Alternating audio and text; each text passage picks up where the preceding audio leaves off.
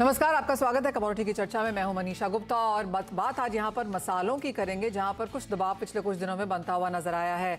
Demand और supply को लेकर यहां पर बाजार ने काफी सारी क्रॉप एंड डिमांड प्रोजेक्शंस की ही हैं, लेकिन आपको याद दिला दें, जिस तरह की वॉलेटिलिटी है, इसका फायदा भी आप यहां पर एक्सचेंज प्लेटफॉर्म पे उठा सकते हैं।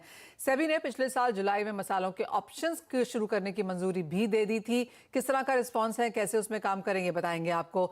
साथ ही साथ दूसरे देशों में किस तरह की एक्सपोर्ट की मांग है और खासकर कोरोना के बाद देश और दुनिया में मसाले किस तरह से कारोबार कर रहे हैं, इन सब पर बात करने के लिए हमारे साथ अब जुड़े हैं अमर अग्रवाल। ये हैं फूड इंडिया के डायरेक्टर अंकित अग्रवाल। अंकित, नमस्कार, बहुत शुक्रिया कार्यक्रम में साथ देने के लिए।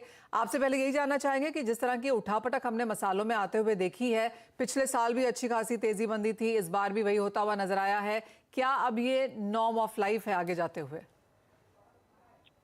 Good morning Manisha ji, and thank you for being on the show. Manisha ji, जैसा कि हम पिछले साल देखे थे कि काफी जियोपॉलिटिकल टेंशन्स थे अक्रॉस द वर्ल्ड, जैसे कि यूक्रेन रशिया का वॉर था, मनी मार्केट्स में भी काफी उठापटक हो रही थी बड़े देशों में, जैसे कि अमेरिका हो गया, यूरोप हो गया। इस वजह से कहीं ना कहीं इम्पैक्ट हमारे एक्सपोर्ट्स पे, हमारी डिमांड सप्लाई पे भी पड़ा था। हमारी कंपनी जो है वो बेसिकली स्पाइसेस में ही डील करती है, तो स्पाइसेस की अगर मैं स्पेसिफिकली बात करूं तो हमने जीरा में देखा कि काफी तेजी आ गई थी। धनिया भी काफी ऊपर चला गया था, 130-140 रुपीज पर केजी के भाव हो गए थे।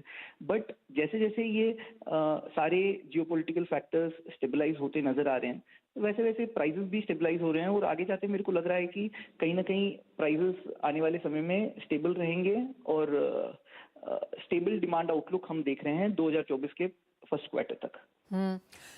जैसा कि हम दिखा रहे हैं आपको कि चाहे वो हल्दी है या फिर जीरा है या फिर धनिया है, अगर आप पिछले 3 से 6 से 12 महीने का भी चार्ट उठा के देख लें तो अपने हाई से तो यहाँ पर गिरावट देखने को ही है। अंकित, आप कहेंगे कि एट फेयर वैल्यूज, और क्योंकि हमने काफ़ी सारे चाहे जीरा है, हल्दी है, स्पाइसेस कॉन्फ्रेंस वगैरह होती हुई देखी हैं, सब तरफ से अब ये निकल के आ गया कि फसल क्या रह सकती है, मांग क्या है, एक्सपोर्ट को लेकर क्या एक्सपेक्टेशंस हैं।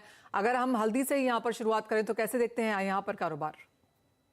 हल्दी का इस साल का क्रॉप काफी बढ़िया रहा है मनीषा जी, जिस वजह से कि हमने जो ये पैनिक में जो प्राइसेस ऊपर चले गए थे पिछले साल, जैसा कि हमने डिस्कस किया, ये भी आपने जैसे कहा फेयर वैल्यू की तरफ आ रहे हैं और काफी अच्छा क्रॉप होने की वजह से प्राइसेस जो है पिछले साल के मुकाबले 1,000-1,500 रुपया नीचे ट्रेड कर रहे हैं अभी।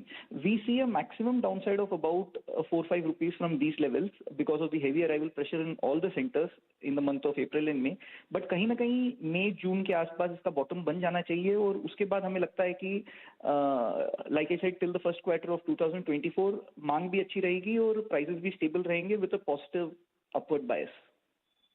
जीरा में इस साल में हमने ऑल टाइम हाइज बनते हुए देखे हैं अंकित। यहाँ पर एक तो आपसे जानना चाहेंगे कि वॉल्टिलिटी यहाँ पर बाजार ने कैसे देखी है, चाहे वो प्रोक्योरर्स थे या फिर मसाला कंपनीज थी या फिर ट्रेडर्स थे?